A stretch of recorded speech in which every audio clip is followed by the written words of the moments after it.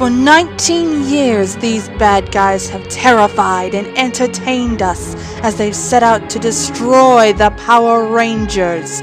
Now, the time has come to determine which of them is the most vile, the most diabolical, the most morphonomically nasty Power Rangers villain of them all.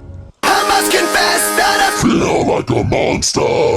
On October 24th, I, Lady Fantasy, will count down my top 19 Power Ranger bad guys. Who will make the list? Who will fall by the wayside? And who will be crowned the most morphonomically nasty Power Ranger villain of them all? Will it be your favorite?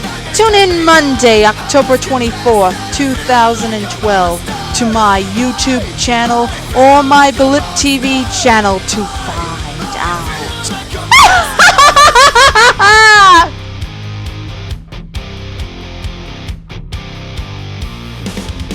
My secret side I keep hid under lock and key. I keep it caged, but I can't go.